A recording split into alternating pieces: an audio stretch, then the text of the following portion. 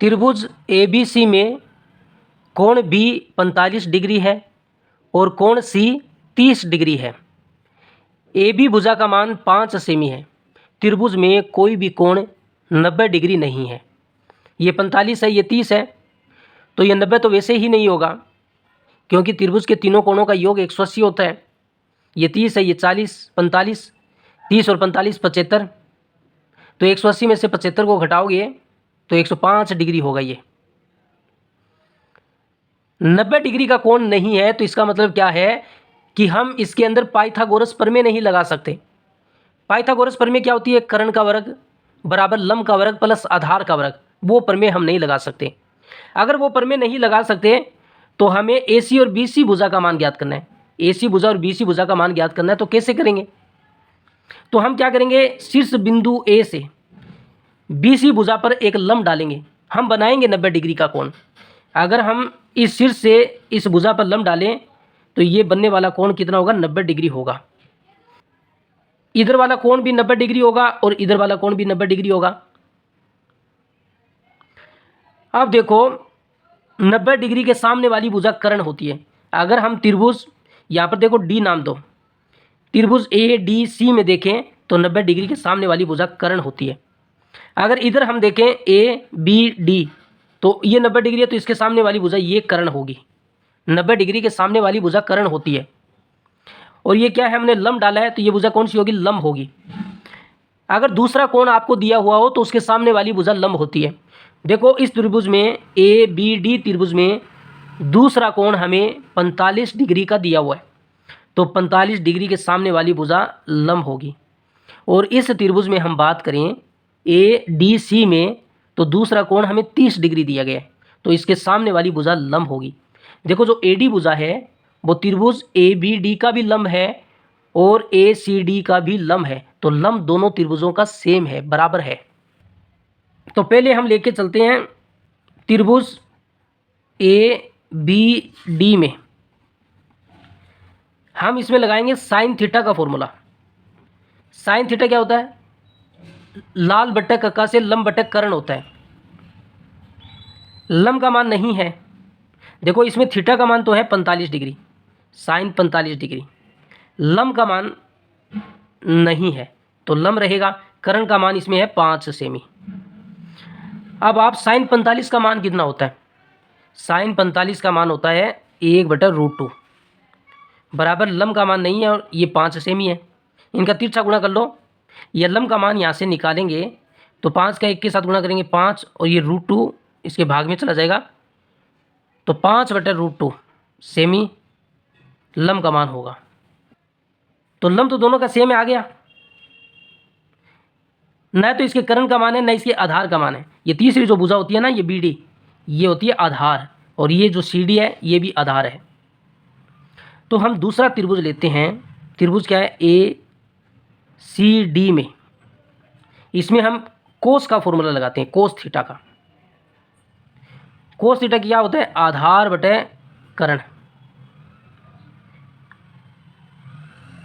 नहीं, इसमें भी हमें साइन का ही फॉर्मूला लगाना होगा, साइन थीटा का ही फॉर्मूला लगाना होगा, क्योंकि न तो हमें आधार का मान पता है न कर्ण का, तो हम रखेंगे कैसे?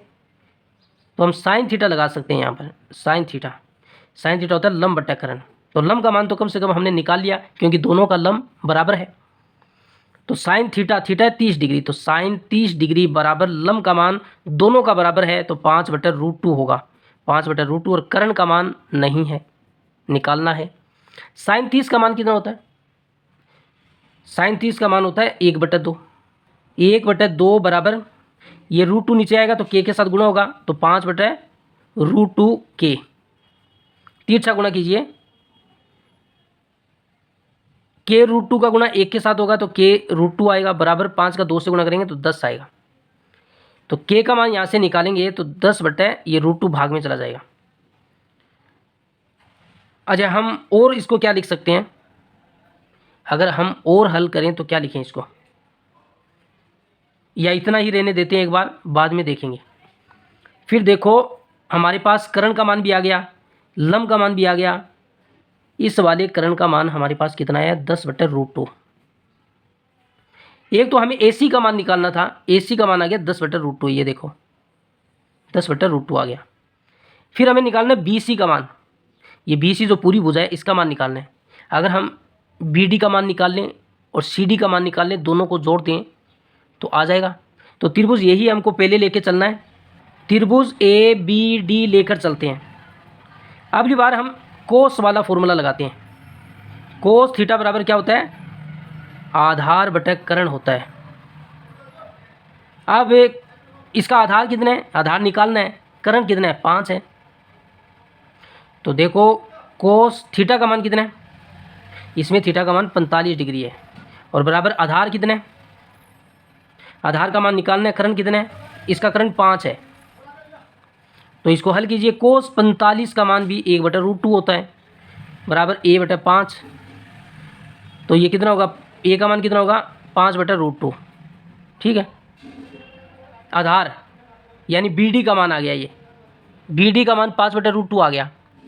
अच्छा दूसरा हम त्रिभुज लेंगे ACD में हम बात करें तो उसमें कर्ण और लंब है, वो भी हम कोस का मान लेकर कर सकते हैं। उसमें थीटा का मान कितना है, कोस थीटा कितना होता है, आधार बटा कर्ण होता है।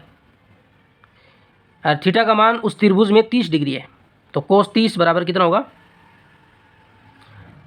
आधार और उसका कर्ण कितना है हमने निकाला था 10/√2।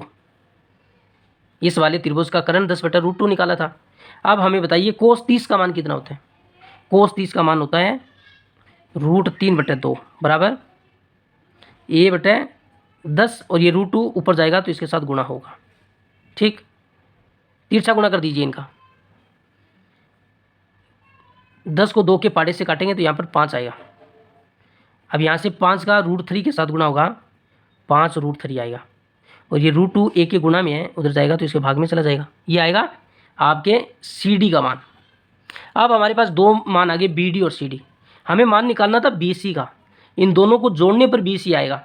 तो BD में अगर जोड़ दें CD तो ये BC बनेगा। तो BD का मान है 5/√2 और इसका मान है 5√3/√2। √2 दोनों में है तो कॉमन आएगा और 5 दोनों में है तो 5 भी कॉमन आएगा, तो 5/√2 तो बाहर आएगा। यहाँ पर रहेगा 1 + 5 बाहर तो √3 और ये भी बाहर √2, तो 1 + √3। ये इसका आंसर होगा।